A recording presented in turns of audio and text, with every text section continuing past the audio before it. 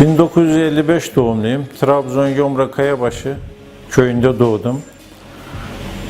İlkokulu bitirdikten sonra Trabzon'da 1972'de marangozluk başladım. İstanbul Sultanbeyli ilçesine 1987'de geldim. Ya Sultanbeyli ne bileyim şu anda bizim için vatanımız burası oldu yani Sultanbeyli. Artık Sultanbeyli olduk, Trabzon'dan koptuk. Çok şey değişti. Biz geldiğimiz zaman buralar hep çamurdu. Asfalt denen bir şey yoktu mesela. Düzmelen sokaklarda gezerdik. Yollar asfalt oldu, kaldırım oldu. Ne bileyim o zamanlar burada bir şey aradığın zaman bulamazdın. Ya Ümraniye'ye gideceksin, ya Modoko'ya gideceksin, ya Kartal'a gideceksin. Küçük bir postane vardı. Burada banka yoktu, hiçbir şey yoktu.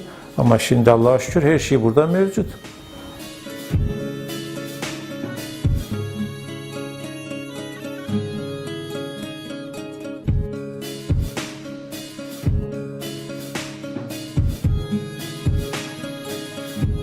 Çıraklık dönemimizdi mesela o zaman.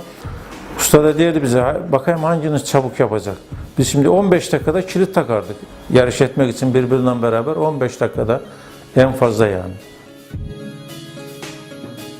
İşi severek yaptıktan sonra çırak o işten ekmek yer ama severek yaparak yani. Bize babalarımız getirdiği zaman, işe verdiği zaman adama derdi ki, eti senin, kemiği benim. Biz dayak da yesek gidip evde söyleyemezdik babamıza. Ama şimdi sen çırağa bağırsan bile gidiyor zaten adam. Yanında durmuyor ki.